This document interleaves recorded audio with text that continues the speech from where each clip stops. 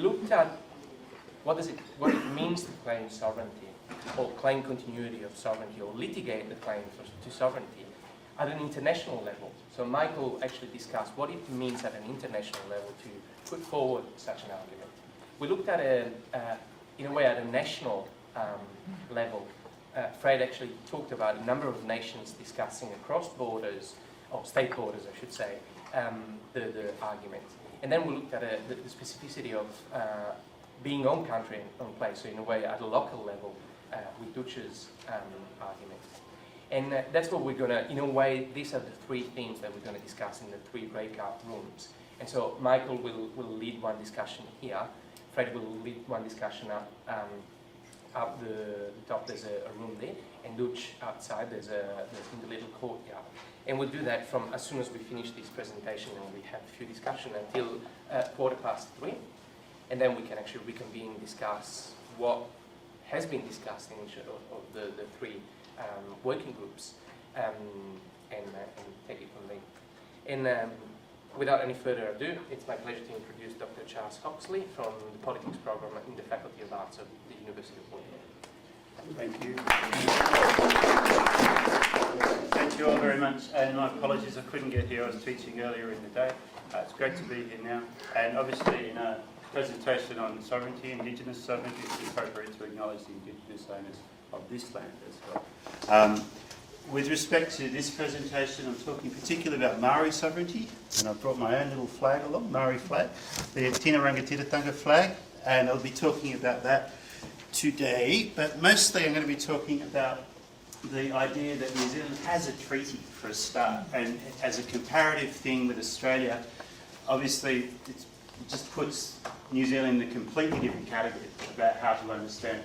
Australia, Canada, US and New Zealand, as you're all aware, I'm sure, are the four states that originally opposed the declaration, UN Declaration on the Rights of Indigenous Peoples, all of which have now essentially come to the party to some extent, although because it's non-binding it probably doesn't matter that much, they seem to think. Generally, when you talk about the idea of sovereignty in New Zealand, you've got two concepts. You've got the state and you've got nations. Or in the case of New Zealand, you've got at least 50 nations, and you've got the state that's trying to make them into one people. So I put this project, or this presentation, comes from a research project into sovereignty and activism that I conducted with my colleague Richard Howson in sociology. And we published our results last year. There's still another part on Indigenous sovereignty that is in Australia that is still coming, Dutch and Anibab, it's still coming. This bit has sort of ended up coming out first, and this was published in a journal called Alternative, the Journal of Indigenous Peoples, in December of last year. And in that we discussed this idea of the state attempting to sort of form a nation, or what Antonio Gramsci, the Italian political theorist, talks about as the integral state. And he goes into concepts of hegemony, where you have political society and civil society, where essentially within hegemony you try to incorporate the challenges that are thrown up by people who resist state authority. So that Gramsci's idea of hegemony basically brings people who are against the state and brings them into the state. This is what Gramsci refers to as the ethico-political place of the state. So within that, what we're looking at here is really a privileged place for Maori within the concept of a New Zealand nation. And it's taken a while to get there, but we argue that what you have really in New Zealand now is a sort of, it's been referred to by Paul Spoonley and Dick Bedford as a privileged biculturalism, where that there's a Pakeha history, a white New Zealand history, and there's a Maori history, almost to the exclusion of all of the other peoples of New Zealand who come and make that up as well. In terms of settlement, these are maps of the canoe traditions. So originally people descend from different canoes. There's sort of ancestral canoe voyages. So the Matuatua and the Taitokorau are sort of two of the canoe traditions. So in the North Island, when people talk about who they are, they're Maori first, and then there'd be, if they're from Tainui, there'd be Waikato, or if they're from north of Auckland, we interviewed one activist who was Ngāpuhi, so that's the area around Auckland, and people then would identify with their iwi, their tribal group, and then further down into their hapu, their sub-tribal group, and you could probably go on in around the Arawa region, around Rotorua. This is a little more complicated as well. It's actually a confederation. So the Indigenous Maori politics, I'm not even going to go there. It's really, really tricky. But you can see in terms of settlement within the north, there's quite a number of very large and powerful tribes. In the south, obviously, settlement was a lot sparser, and you really have one tribal group, the Tūhoe, which essentially sort of are the biggest tribe in the south, and probably not quite the only tribe, but mostly there.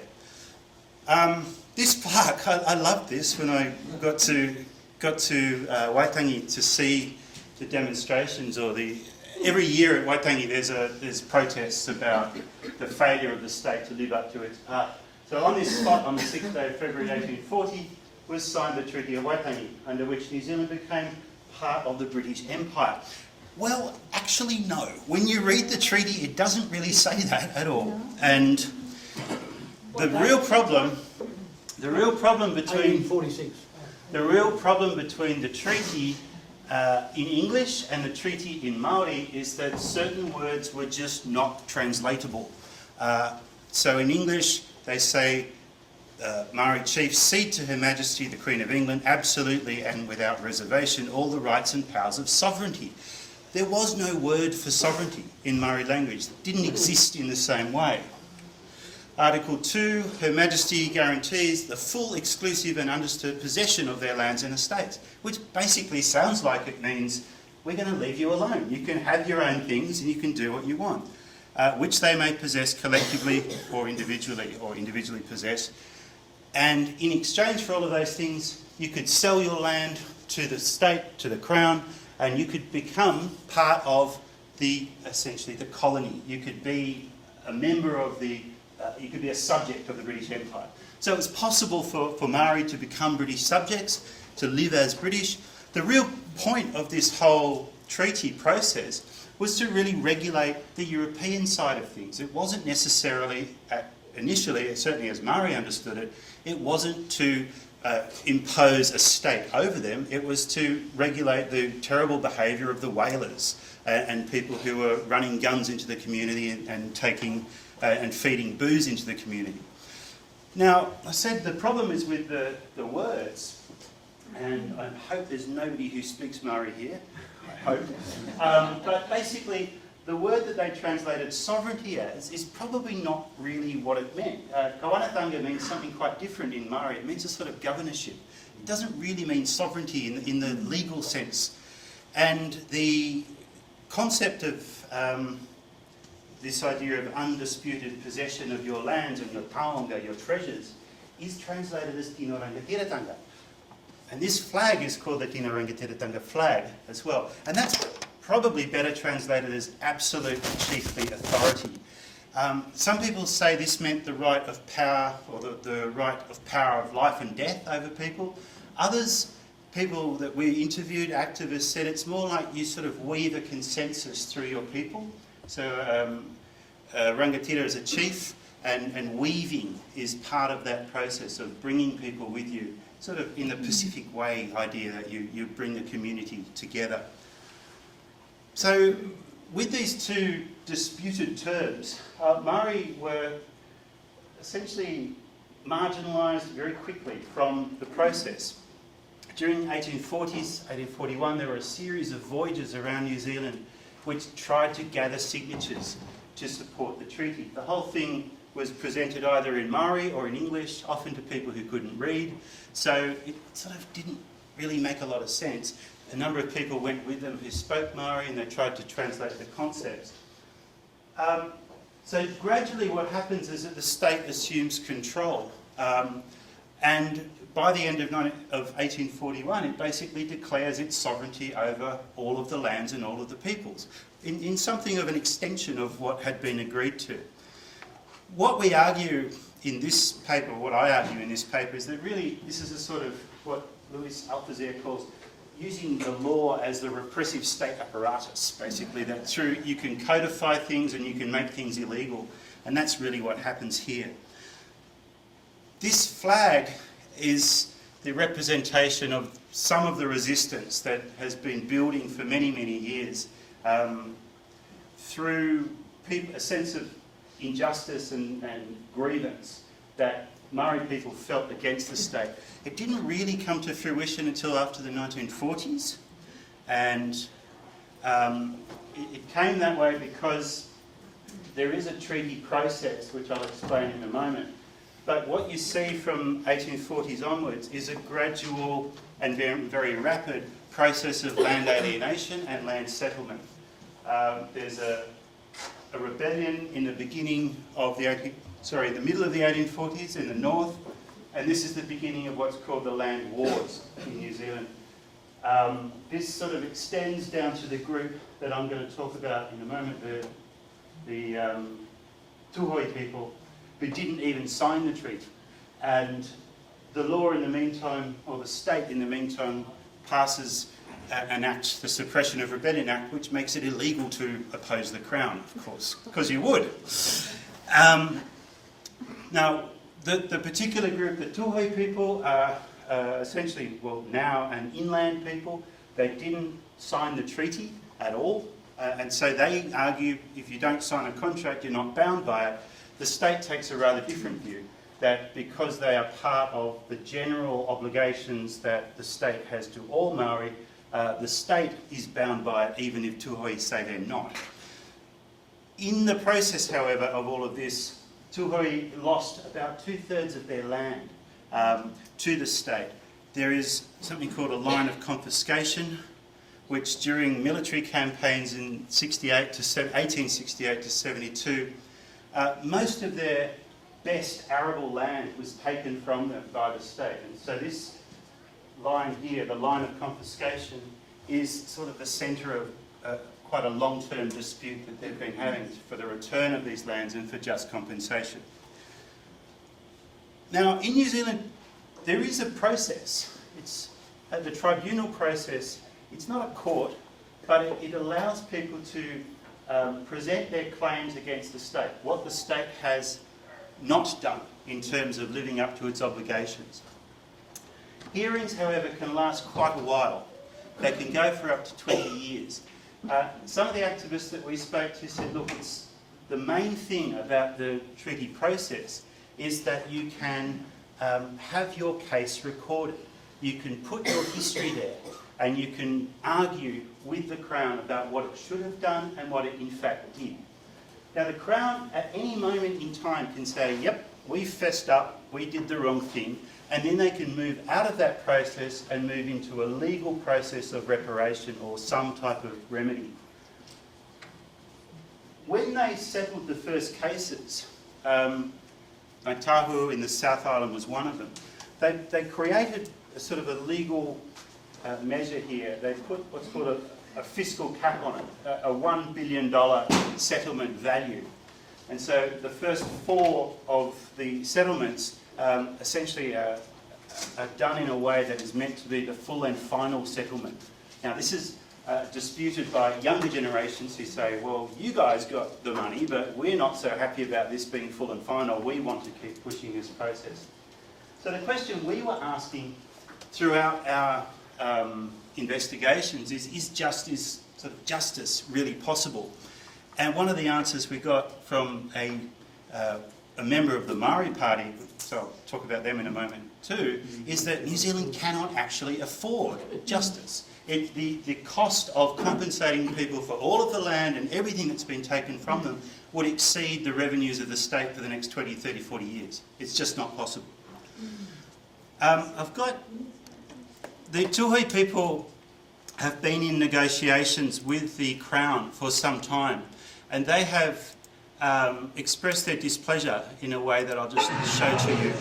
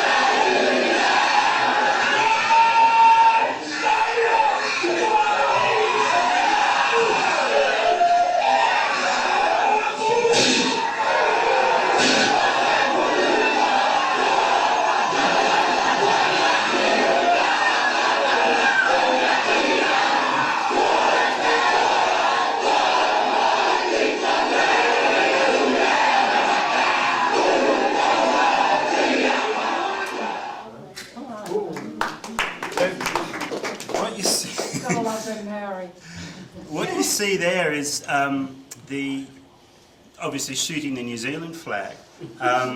And this is, a hakapuero is a traditional challenge that Māori would give to any people who turn up to them. But the discharging of shotguns got Tameichi, the guy who was doing it, into a little bit of hot water.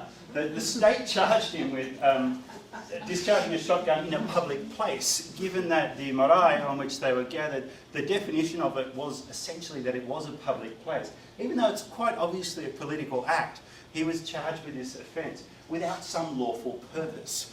Okay, so this was overturned on appeal. This is also bullshit, basically, and it was overturned on appeal. But the reason they've been going after him in particular and the Tūhoe generally is because of what they call mana motuhake. It's a concept related to self-determination.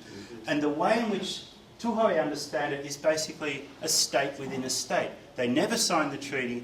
New Zealand has no right to rule over them. And so te mana motuhake o Tūhoe essentially means motu is an island and hake is digging up, and mana is your spirit, it's your essence. So this is the way in which they understand themselves, that they are connected to the land and that they do not accept the state's claim of sovereignty over them.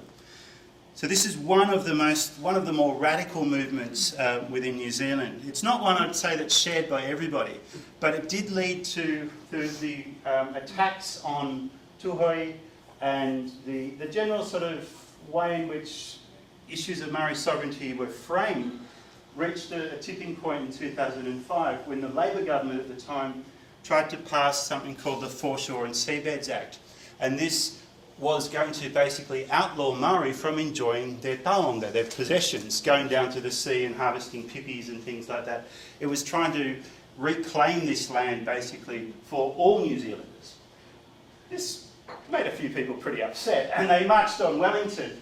And one of the repercussions of this was they actually formed from general civil society activism into an organised political party, the Māori Party, which today, strangely enough, is sort of part of the government. They have done a deal with John Key's national government and they guarantee supply, but in exchange they've got a number of ministries, including Māori Affairs. So Peter Sharple's here, Tariana Tuia, they're both ministers in the national government. And one of the things they've been pushing is the adoption of this flag, the Tina Rangatiratanga flag, which is basically a flag of Māori self-determination. We think here, one of the things that struck us was there was such resistance by white New Zealanders to adopting this flag. When we wander around Australia, you see the Aboriginal flag on most public buildings, and we thought, well, what the hell is the big problem with this? In New Zealand, it was a really confronting issue for them. It seemed to denote two nations, and they were very resistant to this idea. Now, one major complicating factor in all of this is that on 15th of October 2007, following months and months of surveillance, the police descended in droves on the small town of Ruatoki in Tūhoe land and arrested about 13 to 16 people, 300 police, the biggest operation that had ever been mounted against sort of domestic group. And they arrested a whole bunch of Tūhoe, indigenous Tūhoe people, charged them basically with running terrorist training camps. They used... Now these are sort of cultural camps where they take the young boys up into the bush and hunt pigs and things like this. 16 people were arrested, some were bailed instantly, but they also caught up a whole bunch of sort of anti-US base activists and things like this. Generally, this was a matter which the Solicitor General himself thought the legislation was inappropriately applied. They used the Suppression of Terrorism Act to try to do it. And Peter Sharples, the head of the Māori Party at the time, said it set race relations back 100 years because of the way in which they prosecuted it. It caused enormous public outcry amongst Indigenous people particularly, and another video activist who we interviewed, Rapata Paora, he put this beautiful little video together with a song you may have heard.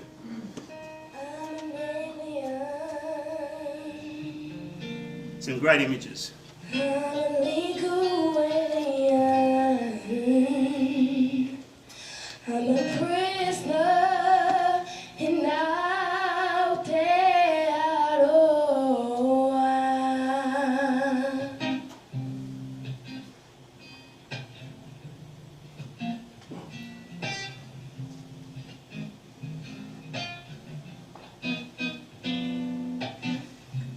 I'm an alien, I'm a legal alien, I'm a prisoner in Aotearoa. I'm an alien, I'm a legal alien, I'm a prisoner in Aotearoa. Everybody out there, wave your flags in the air. Whakaminenga, tingorana tira, mana mo Tūhoe, moake, woyo, woyo, yo, yo, woyo, woyo, yo, yo. Sing if you feel me, woyo, woyo, yo, yo, woyo, woyo, yo, yo. Somebody tell me why.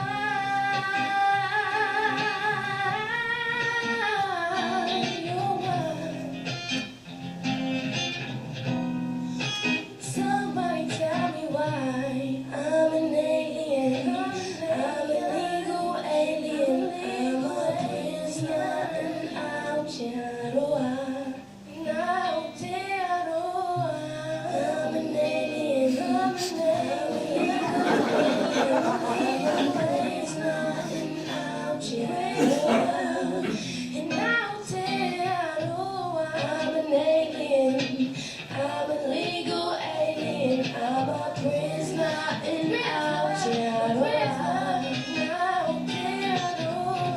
I'm an alien. I'm a legal alien. I'm a prisoner, prisoner, prisoner in Aotearoa.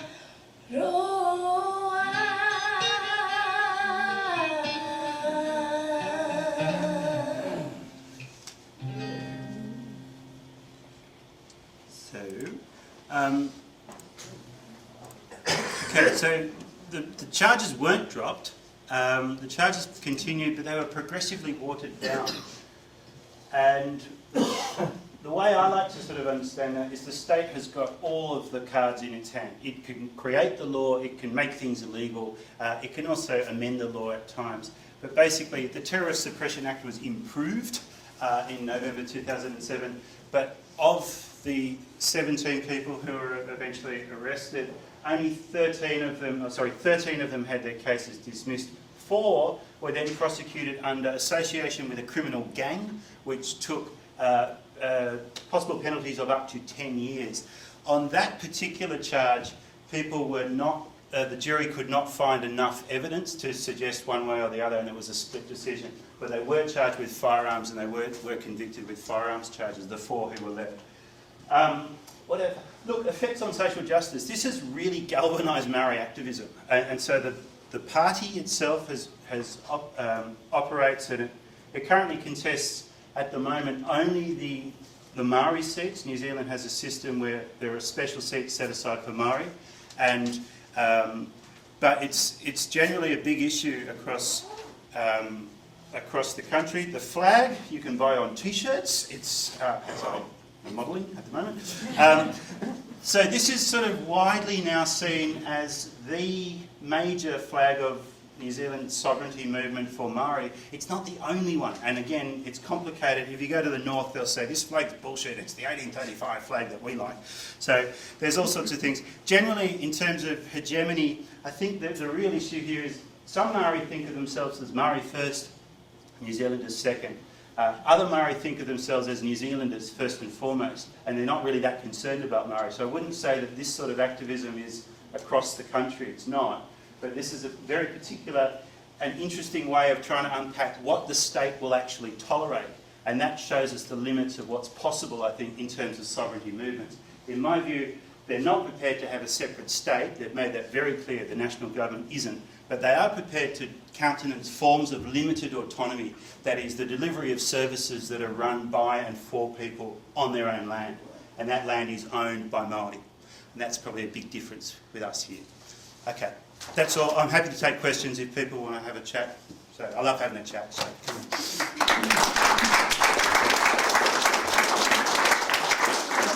Do you have like time for 5-10 minutes for questions? Sure. So that limited autonomy is basically structured similarly to the American Indians, isn't it? Tribal system. Tribal sovereignty.